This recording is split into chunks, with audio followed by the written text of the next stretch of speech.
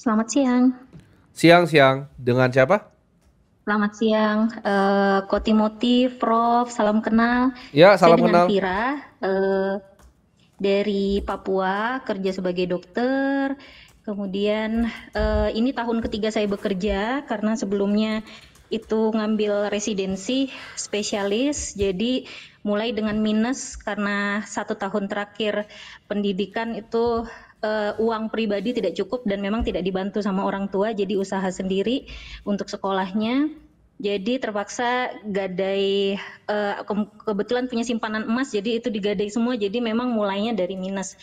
Ini tahun ketiga saya bekerja, mulai pelan-pelan ekonomi lagi.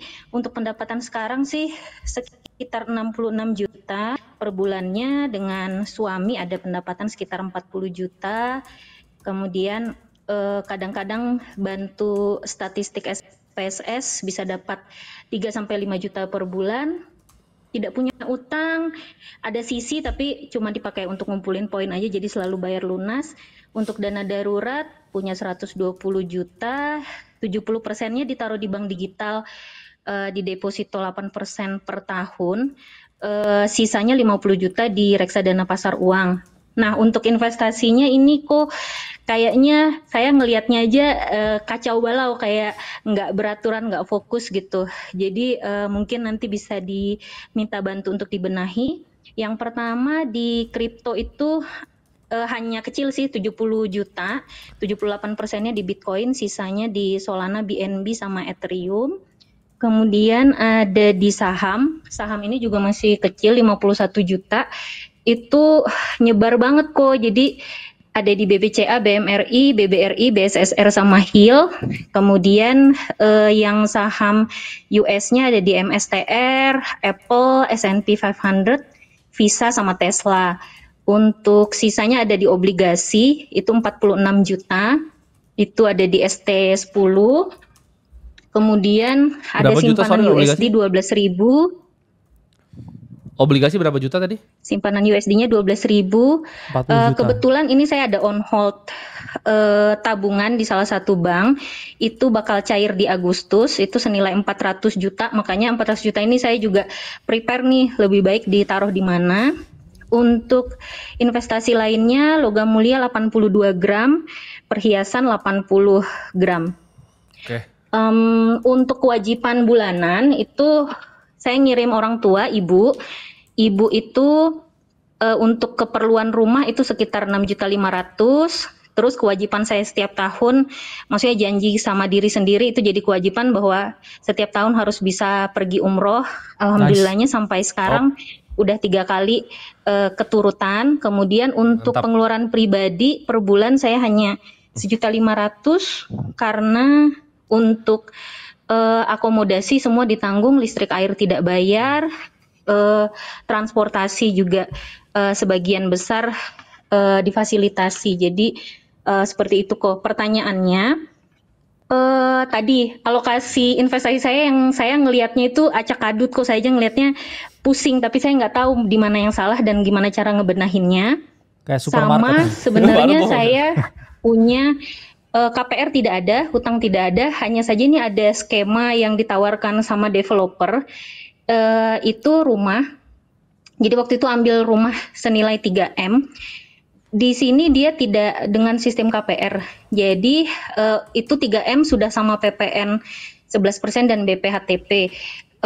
Untuk rumahnya sendiri sekitar 2,8 M. Nah, itu tidak dicicil dengan KPR karena waktu itu ditawarin KPR, tapi saya memang nggak niat untuk KPR, tapi ditawarkan lagi cash bertahap. Jadi dalam 5 tahun itu dibayar per bulannya dengan flat pembayarannya 48 juta sekian, sekitar 49 juta loh kok. Tapi rumah itu belum bisa saya tempati sampai, atau belum bisa serah terima sampai sudah memenuhi 60% harga rumah. Dan Ya. pada waktu cash bertahap itu memang harganya tidak ada kenaikan. Jadi seperti program khusus dari developer gitu kok. Nah, menurut Koko gimana nih kok? Oke. Kita akan ngomong mulai investasi karena rumah tuh biasa orang punya preferensi ya bro ya, Setuju. masing-masing ya. Jadi kita nggak akan bahas di sana. Karena menurut kita pendapatan kamu dan pengeluaran kamu udah top, kamu bahkan bisa umroh 3 kali. Jadi kamu mau rumah itu bagaimana tuh decision kamu. Itu menurut kamu, menurut kita ya. Yes. Jadi kita mungkin akan bedah dari investasinya. Satu, RDPU tuh udah top tier, udah oke, lu ada di tabungan di bank digital, Vira juga ada di RDPU, udah top lah ya, udah aman. Kita akan mulai dari bedah investasi dulu. Ini yang problem paling besar gue bro, itu ada di 51 juta saham. Itu Vira ada BCA, Mandiri, BRI, Hill. Pertanyaan pertama Vira, BCA itu 3 bulan terakhir net profitnya berapa? BCA-nya malah sekarang lagi turun kok. Bukan, Yang BCA lagi sebagai profit perusahaan net itu profitnya berapa 3 bulan terakhir? sebenarnya nggak ngerti, Oke. nggak ngerti sih kok. Oke, kalau kamu nggak ngerti itu, kamu jangan pernah melakukan yang namanya stock picking, Vira. Dan itu 51 juta, ada BCA, Mandiri, BRI, ada US, ada MicroStrategy, ada Apple, ada Visa, ada Tesla. Sebenarnya gini, kalau kamu mau belajar cara analisa perusahaan, kita bisa kasih kamu banyak banget ya ilmu untuk analisa perusahaan. Tapi ini untuk investor profesional. Contoh misalnya, kalau kamu pilih Visa itu bagus, kenapa? Karena itu ada network effect di sana, ya kan? Ya. Susah untuk direplika, biar itu entry tinggi, economic mode besar. Perusahaan-perusahaan kamu beli itu nggak jelek, Vira. Tapi kamu aja nggak tahu net profitnya BCA. Gitu. Jadi saran saya itu 51 juta untuk segitu banyak tuh kayak Bro Kakak bilang itu namanya supermarket, Vira. Mending fokus ke misalkan mau beli BCA aja tuh. Iya, gue setuju ya. Walaupun BCA itu ada resiko misalnya idiosyncratic risk, misalnya resiko perusahaan itu kenapa-napa. Tapi BCA unlikely lah kenapa-napa. Jadi kalau kamu memang mau deploy 51 juta ya mending BCA aja, Vira. Benar. Itu terlalu banyak tuh, sampai ada Visa, ada Teslanya segala macam. Itu yang pertama, ya. Jadi simplifikasi, kadang simple is king dalam investasi. Setuju. Kamu nggak perlu ribet-ribet. Ya, kamu bikin portofolio 51 juta, itu cukup BCA cukup itu. Ya Vira ya. Yang lainnya likuidasi dulu semua. Kamu pilih salah satu, antara 51 jutanya itu mau BCA doang atau mau S&P 500 doang. Benar. Pilih satu. Gitu. Itu yang pertama. Karena kamu no idea terhadap saham-sahamnya, begitu kamu punya satu BCA, kamu pelajari dulu gitu. Oh, di rootnya siapa, manajemennya siapa yang ngerjain sih? BCA ini bikin duitnya dari mana aja gitu. Apakah besarnya di consumer loan? Apakah besar di corporate loan? Micro loan-nya berapa gitu. Kamu pelajarin dulu ya, tier 1 capital, tier 2 capital, tier 3 capitalnya, net interest margin dari BCA-nya itu berapa. Jadi kamu beli satu, belajar untuk analisa kalau mau jadi investor profesional bro. Yes. Kalau nggak mau ya main beta aja kayak tadi kita bilang Alexander. Tapi kita yakin ya bro ya, Vira ini kan dokter juga di Papua, spesialis lagi. Yes. Pastinya tidak punya waktu sama sekali. Jadi gue lebih condong saran gue antara ke BCA doang kayak bro kakak bilang betul, atau ke S&P aja. Kalau punya aksesnya. Kalau punya aksesnya, tapi kalau nggak punya ya BCA aja udah oke. Itu yang pertama. Karena udah ada DSNP tadi. Betul. Kecil kayaknya. Kripto ini lebih sulit pasti kan. Vira ini nggak ngerti, BCA aja belum ngerti, apalagi di kripto. Jadi kriptonya ini akan mungkin gue pindahin ke equity semua bro. Kalau gue jadi Vira. Sampai bikin seratusan juta lah gitu. Di BCA aja seratusan juta itu nggak masalah. Oke. Obligasi oke, fine. Kita nggak akan gue touch karena preferensi orang. Emas juga kan perhiasan mungkin suka dipakai atau apa nggak masalah ya. Nah tabungan nih, problemnya tabungannya kemana gitu kan. Jawabannya kamu cari apa yang kamu tahu, Vira. Kamu kira-kira mau investasi seperti apa? Targetnya ini apa nih investasinya? Kita mau nanya dulu target investasi apa? Pertama sih mau ke dana tabungan anakku. Kalau saya hitung-hitung kasar itu mungkin sampai di 2039 dengan inflasi per tahunnya 15%, saya butuh 9,5 M. Ya. Oke. Jadi kamu mesti cari investasi yang kira-kira menuju ke sana kan. Nah, tapi problemnya senjata paling utama manusia untuk mendapatkan portofolio yang besar itu adalah income gitu. Pasti. Karena earnings power kamu itu yang paling penting. Karena dari earnings power kamu itu kamu bisa muncul yang namanya savings rate. Nah, savings rate ini makin tinggi di level pendapatan 100 juta kamu, ini building portofolio itu cepat Vira sebenarnya. Kamu nggak usah ngapa-ngapain, kamu cuma tabung aja setahun ya. Itu bisa besar sekali. Let's say kamu bisa nabung 50 juta aja udah 600 juta. Gitu kan. Kamu bisa tabungnya cepet nih. Nah, target itu kan 15% per tahun kan anak 9,5 M mungkin tuh sampai kuliah kali ya bro ya. Yes. Dan lebih harusnya ya. Jadi saran kita adalah kamu cari investasi yang kira-kira bisa 10-11% per tahunnya. Nah itu biasa ada di mana? Satu, Contoh, BCA tuh bisa. Tapi dividennya kamu reinvestasi balik ya, itu kira-kira bisa 10-11%. Historical ya. Tapi balik lagi, past performance tuh nggak equal future return. BCA itu bisa jadi instrumen, saham BCA. S&P 500 bisa jadi instrumen juga. Gitu. Kalau kamu punya time horizon yang sampai 10 tahun kamu bisa tahan drawdown-nya, Bitcoin 5-10% is not a bad idea. Paham gak, Vira? Berarti yang 400 juta bakal cair di Agustus ini better saya tempatin di BBCA, S&P, Yes. dan Bitcoin kok.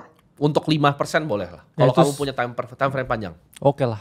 Tapi tadi untuk plan KPR-nya yang bisa 60% tinggal itu ada deadline-nya nggak itu untuk dibayar?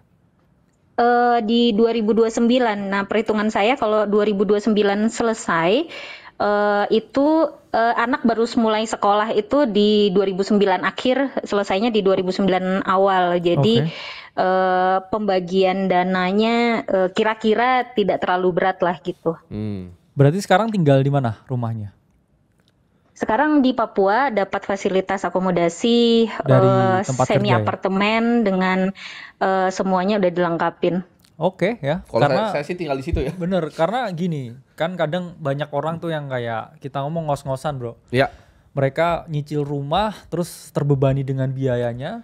Dan kalau Betul. so far itu belum jadi kebutuhan dan suami dan anak juga masih enjoy di sana, kita mending di sana dulu ya. Iya. Karena nggak ada kebutuhan Oke. di usia produktif juga untuk kayak duitnya semua ke rumah dulu apalagi Punya langsung dilunasin.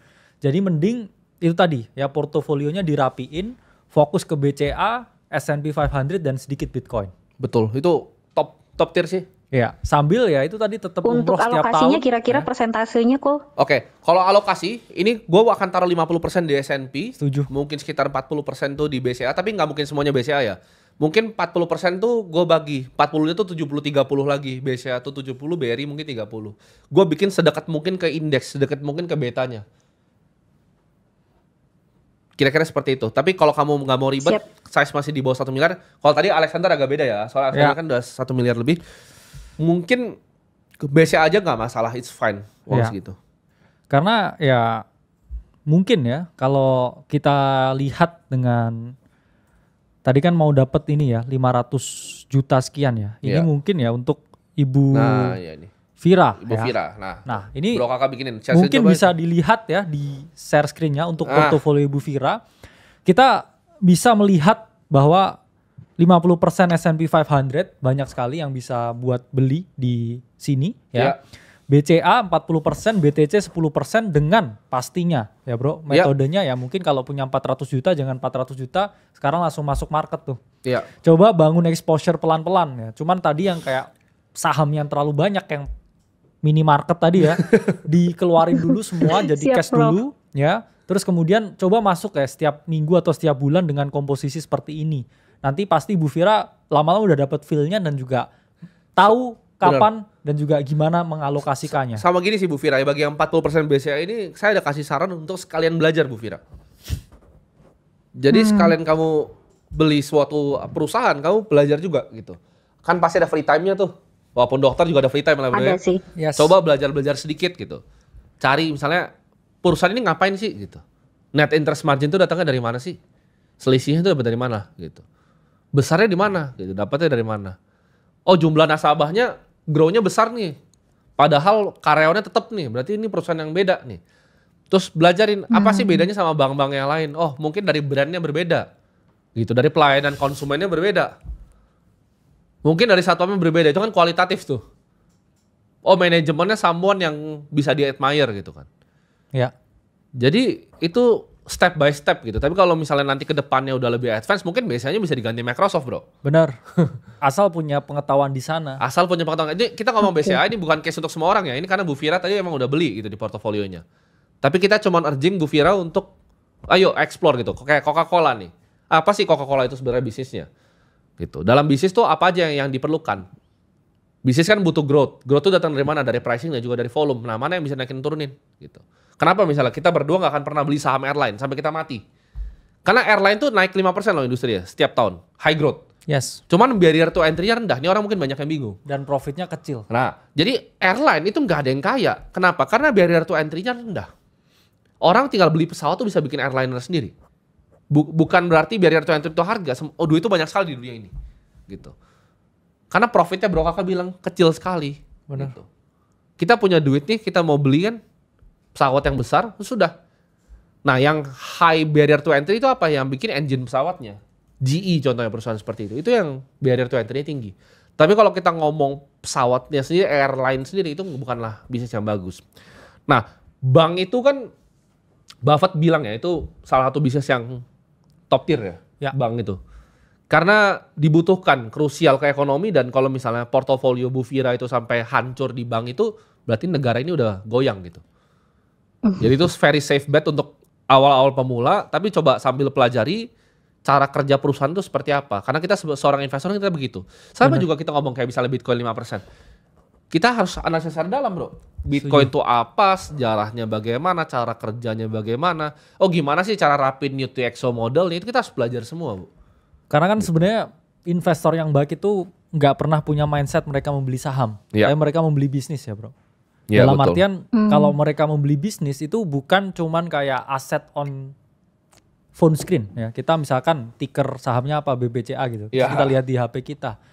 Sebenarnya kita ketika berinvestasi di sana, kita kan memiliki piece of portion dari perusahaan itu. Betul. Jadi sama aja ya kalau kita nggak tahu-tahu banget ya mending kita nggak usah invest di sana. Setuju. Mungkin kalau Bu Fira ini lebih tahu emas ya mending beli perhiasan yang banyak. Betul. Iya kan? Itu gua setuju banget. Jadi Bu Fira kira-kira yang Bu Fira paling tahu tuh apa gitu. Tapi gini, emang ada yang lebih efisien, contoh S&P. Itu nggak perlu tahu-tahu banget lah Bu gitu.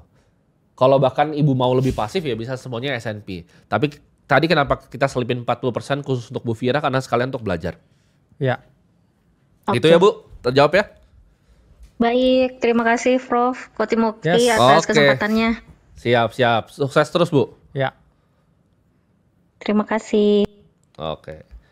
Jadi teman-teman harus tahu ya teman-teman, apa investasi itu sangat, makanya namanya personal finance kali, sangat Ya. personal ya bro ya. Bener, setuju. Jadi itulah kenapa kita memberikan kalian kesempatan untuk ngobrol sama kita di sini, karena kenapa kita praktisi yang memang sudah dekade di market. Kalian bisa cepat sekali membedakan kalau kalian nonton konten di Indonesia ya. Gue ngomong konten finansial manapun, kalian bisa sangat cepat langsung spot bahwa oke, ini orang tahu apa yang dia ngomong, ini nggak tahu. Kenapa? Karena itu based on pengalaman bro. Yes. Semuanya based on pengalaman. Banyak yang kira kita itu cuman investor di kripto. Memang itu yang kita fokuskan bro. Kita Ya, memang punya waktu itu setuju. fund spesifik di sana yang kita lakukan Benar. setiap hari. Tapi kita have a very broad knowledge dari tentang dunia investasi teman-teman. Yes. Kalau teman-teman cuma punya kayak satu pintu gitu investasi, pasti sempit, ngeliat dunianya sempit. Dan biasanya ketemunya orangnya itu aja. Iya. Itulah kenapa akhirnya dia juga nggak kemana-mana hidupnya. Karena Betul. investasi itu saya baca di bukunya Psychology of Money. Iya. Setiap orang tuh punya preferensi yang berbeda-beda dari karakter dia sendiri, dari pendidikannya, juga dari dia itu berasal dari mana. Kalau misalkan kita ngomong kenapa milenial itu sulit sekali menerima kripto, karena banyak milenial itu yang melihat .com bubble. Ya. Dan banyak kekayaan orang tuanya itu yang habis di sana. Itulah Tidak. mengapa ya mereka cenderung skeptis dengan saham-saham perusahaan dan juga teknologi. Ya. Dan apakah kita misalkan bisa menyalahkan orang yang nggak mau berinvestasi sana, itu ya bebas. Karena Warren Buffett pun juga nggak berinvestasi bro ke banyak sekali perusahaan teknologi. Ya, betul. Di era .com bubble ya. Setelah crash kan juga banyak yang akhirnya survive meskipun cuma sedikit. Ya. Karena beliau bilang ya itu saya nggak ngerti gitu. Betul. Dan nggak ada salahnya untuk nggak ngerti di sesuatu yang, karena misalkan ya Buffett, oke, dia missing out gains-nya dari kita ngomong perusahaan-perusahaan teknologi. Tapi kan dia dapat redemption atau keuntungan di stok yang lain. Betul. Karena tahu. Buffett tuh salah banyak sekali loh. Iya. Tadi gue sebut airline. Itu kenapa gue sebut airline? Kan itu kesalahannya dia. Iya, lebih dari 5 perusahaan besar airline. Dia Dan beli banyak waktu itu bro. Yes. 2020 dia beli banyak, gagal semua. nah ini kita ngomong ya, Buffett beli Delta Airline, American Airline, United Airline, Southwest Airline. Ya. Hancur semua. Hancur semua. Karena dia ekspektasi COVID tuh sahamnya terlalu murah. Ntar pas balik udah dibuka lagi, sahamnya bakal terbang. Bener. Ternyata nggak terbang. Dan jangan salah, kadang memang pentingnya kita ngomong ya, menilai sesuatu dengan fair value, karena Ya. ketika keadaan itu normal lagi, nggak semua itu bisa kembali ke fair value-nya loh perusahaan Ya, betul. itu. Setuju. Karena ya mungkin dunia berubah dan ekosistem di market berubah. Makanya kalau kita ngomong kenapa S&P 500 itu sebagai opsi yang cukup realistis ya kita Ya, ngomong. realistis. Karena ya kita ngomong lihat chart inilah ya. Semakin banyak ya money supply atau Ya. persediaan uang yang ada. akan lari ke sono. Akan lari ke sana uangnya. Karena apa ya? Itu indeks semua hampir duitnya orang Amerika, dana pensiun semua di sana. Jadi kalau nggak ada duit yang nggak masuk sana tuh nggak Benar. mungkin.